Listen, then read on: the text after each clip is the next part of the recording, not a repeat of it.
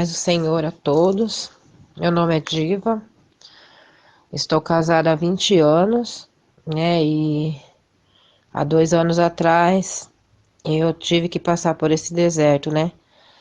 Eu estava há 18 anos casada e foi quando eu comecei a entrar num deserto sem perceber, né? Porque muitas das vezes, irmão, Deus coloca a gente num deserto, começa a abrir os nossos olhos antes de colocar a gente no deserto de uma vez, mas às vezes a gente, por falta de vigilância, por falta de experiência com Deus, né? Que eu creio que muitas das vezes Deus nos leva nesses desertos porque é o conserto com nós, né? Que nós estamos precisando.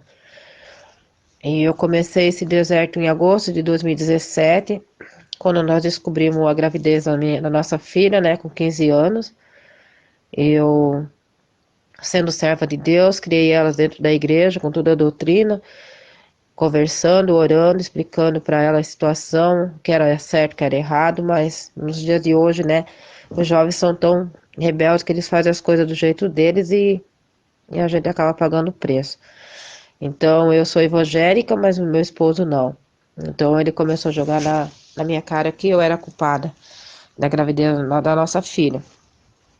Mas aí ela casou também, tudo certinho, com 2 meses ela já estava casada, daí hoje nós já temos nosso netinho com 1 ano e 2 meses, para honra e glória do Senhor Jesus, perfeito, saudável, né, que isso também faz parte do milagre também, porque os médicos falavam que a minha filha nunca ia poder ter filho, e para honra e glória do Senhor Jesus ela engravidou, e foi uma vergonha para mim nos dias, mas depois Deus me fez entender que aquilo fazia parte de um milagre, então meu coração ficou confortado, graças a Deus. E nesse período, meu esposo já começou a se afastar de mim, e eu achava que era por causa da gravidez da nossa filha, do casamento, gás, correria, essas coisas tudo, né? E ele se afastou muito de mim, e ele ficava muito no celular, e eu nem ligava também na correria com casamento, correria com preocupação, coisa de igreja, porque eu fazia muitas coisas para a obra de Deus, né? Eu fazia a limpeza da igreja, eu trabalhava com moradores de rua, assistência social, visita, cultos nos lares, monte, essas coisas assim. Então eu estava muito focada com as coisas de Deus. E eu não prestei atenção dentro do meu casamento, né? Não que a gente não deva fazer as coisas para Deus, mas tudo tem que ser com ordem e com decência, porque isso a Bíblia diz, né? Eu foquei muito nas preocupações da igreja e fui deixando meu esposo de lado. E também tinha a minha mãe, também meu pai, que eu sempre tomei conta deles, né? Mas fazem 3 anos que Deus recolheu a minha mãe. O meu pai foi embora com a minha irmã para outra cidade, então ficamos só nós aqui, né? Eu, meu esposo e nossas 2 filhas, e agora a netinha e o genro, né? Aí eu não foquei, não prestei atenção no que ele estava se afastando de mim, e muito buscando o celular, olhando muito o celular, escondendo o celular. Aí ele chegava à tarde do serviço, falava que estava trabalhando, eu acreditava, deixava para lá, sabe? Eu não prestei muita atenção. E Deus começou a me mostrar em sonhos que ele estava me traindo, que ele estava indo embora com outra pessoa, que ele estava me traindo. E eu não comecei, assim, no princípio, não ligar para aqueles sonhos. Depois eu comecei acordava chorando, chorando, e falava para ele se ele estava fazendo alguma coisa errada, ele falava que não, imagina jamais, não sei o quê. E eu comecei a falar com Deus. Aí falei com Deus, Senhor, se ele estiver me traindo, que o Senhor me mostre e me dê as estratégias. Se ele não estiver me traindo, meu pai, não deixa eu ficar com esses pensamentos, né, malignos na minha mente. Mas eu não estava fortalecida, irmãos, com a sabedoria de Deus que eu tenho hoje, né? Para honra e glória do Senhor Jesus, eu fui para esse deserto, foi a melhor coisa que aconteceu na minha vida. Eu agradeço por Deus ter permitido a Lucimar entrar na vida do Sandro, porque só assim é, eu aprendi o que eu aprendi hoje, sabe? O que eu estou aprendendo ainda. Eu oro muito pela vida dela, para que Deus venha restaurar o casamento dela, que ela é divorciada também. E eu oro muito pela vida dela, né? Que Deus venha fazer uma mudança, uma transformação, uma libertação na vida dela. Porque nós temos que orar pelos OMs, pelos OHs, porque eles são tão vítimas do inimigo quanto nossos esposos e quanto nós, né? Mas enfim. Aí quando foi em dezembro, outubro, novembro, por aí, meu esposo começou a ter muita infecção de urina, começou a se afastar muito de mim, a nossa cama ficou super grande, né, porque ele ficava dormindo, deitado numa ponta da cama e eu no outro. Aí o que aconteceu, irmãos? Olha onde que tá o erro nosso. O meu erro pecador mesmo foi terrível, foi essa parte. Por isso que eu passei pelo deserto e Deus foi misericordioso comigo, que não permitiu algo pior.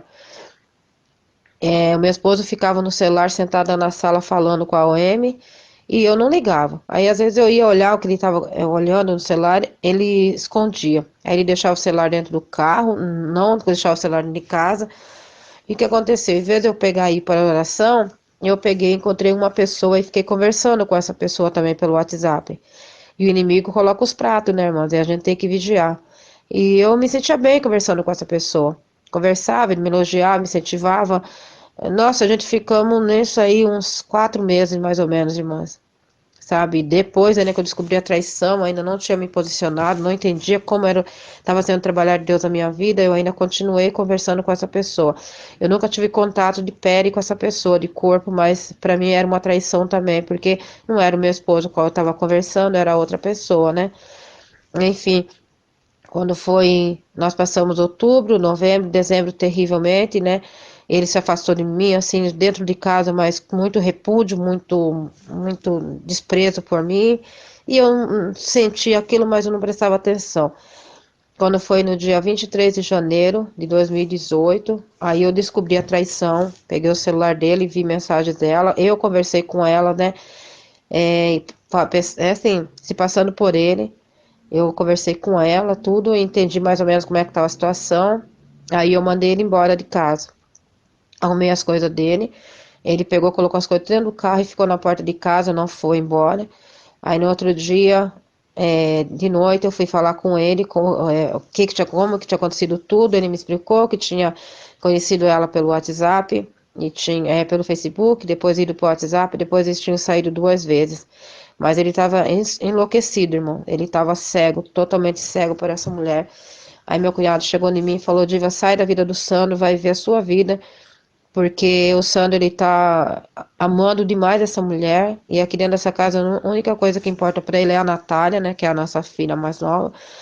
A única coisa que importa para ele é isso, por você ele não ter amor nenhum. Para esse casamento voltar a ser um casamento, só se for um milagre de Deus, Diva. Aí eu falei, se eu creio em milagre, se o milagre existe, ele vai acontecer na minha vida, assim. Mas eu tava muito magoada, mas eu falei assim, profetizando sem nem saber o que na realidade eu queria para minha vida. Eu tava muito magoada.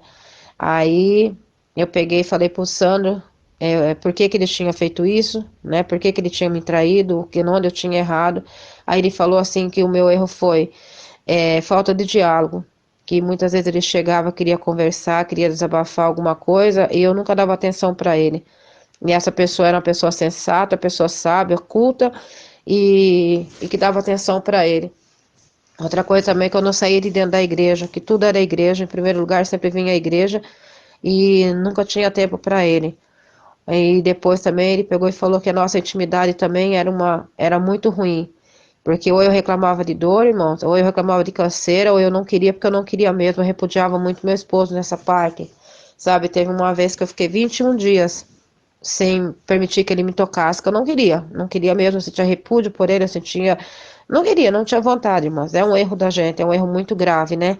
Porque a Bíblia fala que nós não temos que repudiar um ao outro para que não haja pensamentos errados, né?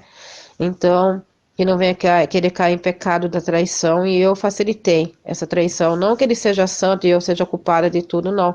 Mas é 50% meu e 50% dele de erro, né? Enfim. Aí ele pegou e falou, eu peguei e falei, então você vai embora com ela, então, né? Ele pegou e falou, não, eu não vou embora. Eu não quero nenhuma e nem outra. Eu quero só trabalhar e cuidar da minha saúde, porque eu não tô bem. E a minha vontade mesmo é morrer. Eu só vejo a ponte para me jogar dentro, ou um caminhão, um carro, um ônibus para me enfiar debaixo, porque eu não aguento mais. Essa situação. Aí quando foi, isso aconteceu no dia 23 de janeiro, quando foi no dia 27, ele, mesmo tendo serviço aqui na nossa cidade, ele decidiu ir para São Paulo para estar trabalhando para lá. E ele foi, aí ele passou 3 meses para lá trabalhando, aí ele vinha a cada 15, 20 dias para casa.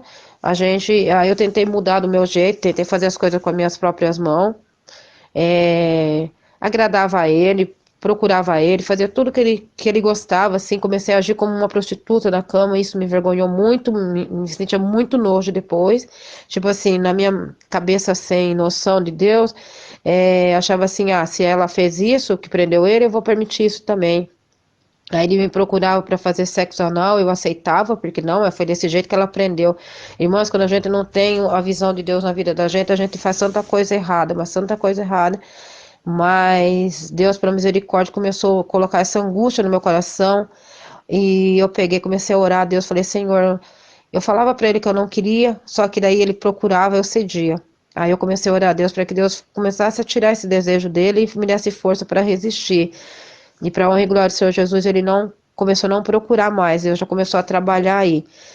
Daí ele pegou, ficou para São Paulo até maio. Quando ele chegou em casa, e a gente se falava todo dia pelo celular, mas era uma frieza, né, um repúdio. Ele falava comigo por obrigação, porque eu ficava insistindo em conversar. Ele chegava em casa, a gente se cuidava, se dava bem assim na intimidade, né? Comecei a mudar muita coisa, então aquilo começou a prender ele mais em mim por causa das minhas mudanças na intimidade.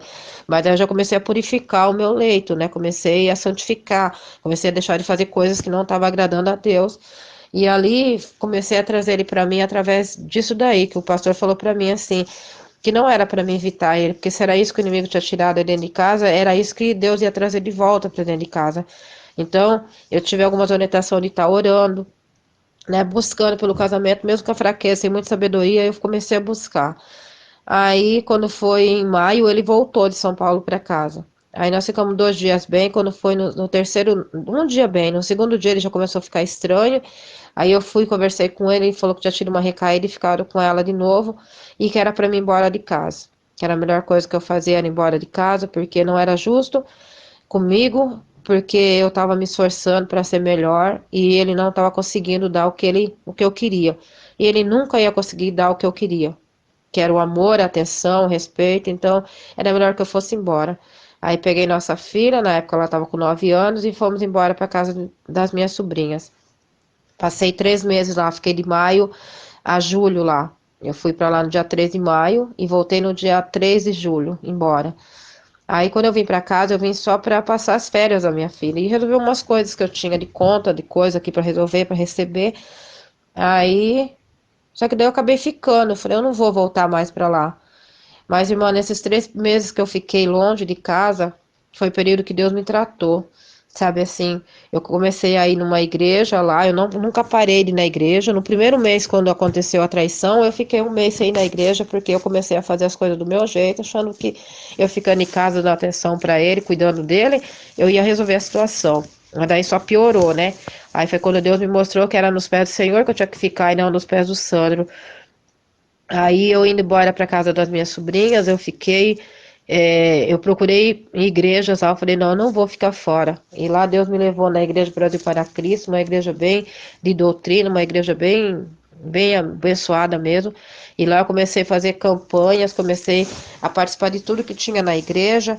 Eu ia para as orações de manhã 3 vezes na semana, na tarde da bênção uma vez na semana, fazia visita com as irmãs, participei do ciclo de oração, coloquei a par a situação para as irmãs na igreja, me ajudavam em oração, em campanha, e a irmã falou para mim assim que Deus usou a vida de uma irmã para falar para mim assim que não era para mim assinar o divórcio nem procurar o divórcio, porque Deus estava entrando naquela causa e que tudo ia ser resolvido.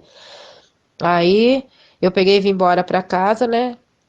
Passar as férias e acabei não voltando mais. Mas foi um período muito difícil, irmãos. Foi um período que eu pensei que eu não deveria ter voltado para casa, porque era muito repúdio, era muito desprezo. Meu marido olhava para mim com cara de raiva, tipo assim, você foi culpada de tudo que aconteceu. O que que você tá fazendo aqui? Tipo assim, ele não falava, mas era o que eu sentia no olhar dele. E ele continuava escondendo o celular. Aí quando foi um dia, eu pedi para ele me mostrar o celular, ele falou que não ia dar o celular, nós começamos a discutir, eu acabei agredindo ele me agredindo, sabe, foi horrível, porque nunca a gente tinha discutido, irmãos, pensa num casal que era de boa, que nunca discutia, quando a mulher falou pra mim, vocês estão se separando, que ele falou que o casamento de vocês não tá bom há tempo, eu nem sabia que o meu casamento não tava bom, irmão, não tinha percebido nada, sabe, aí eu peguei no outro dia, eu fui pro fórum para a OAB para pegar um advogado para pedir o divórcio. Entrei, falei com o secretário lá com o estagiário do advogado, aí ele me encaminhou.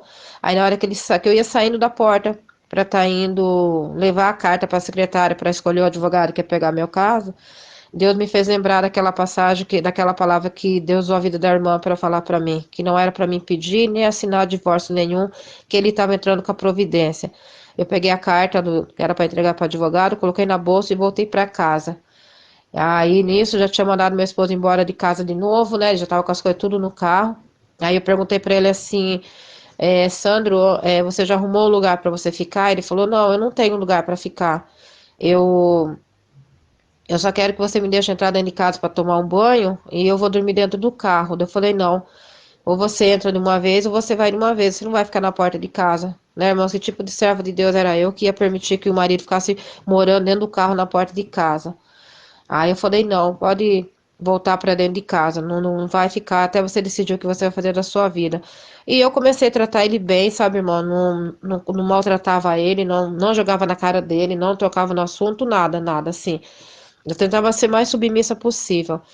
E nesse período, irmãos, que ele foi morar em São Paulo, foi o período que Deus também trabalhou no coração dele, porque lá ele não recebeu apoio de ninguém, sabe?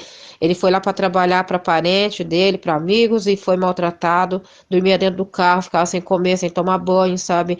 Ficou morando na casa dos meus cunhados e lá meus cunhados brigavam muito, ele via como a minha cunhada era com meu cunhado, né, que é o irmão dele, o que ela fazia com eles, maltrato, traía ele, saía à noite, bebia, fumava, brigava, quebrava as coisas, e aquilo tudo assim, ele ficou horrorizado. Tipo assim, olha, a mulher que eu tenho em casa e eu tô largando de mão. Então, eu acredito que foi tudo isso, Deus já trabalhando, levando ele para esse deserto, porque ele teve o deserto dele também, da humilhação, né? Aí ele voltou de lá, brigado com o familiar, brigado com os amigos, prejuízo financeiro. Aí ele voltou para casa. Aí lá ele teve dois livramentos de morte, que ele caiu de cima de um telhado de mais de 3 metros de altura. Ele caiu de pé dentro do banheiro. Mas machucou, bateu assim só a cabeça, que deu uma raladinha na cabeça dele. Mas, para honra e glória seja, não aconteceu o pior, que ele falou que ele ficou com muito medo de morrer, ou então ele ficar tetraplégico, né? Porque ele é alto,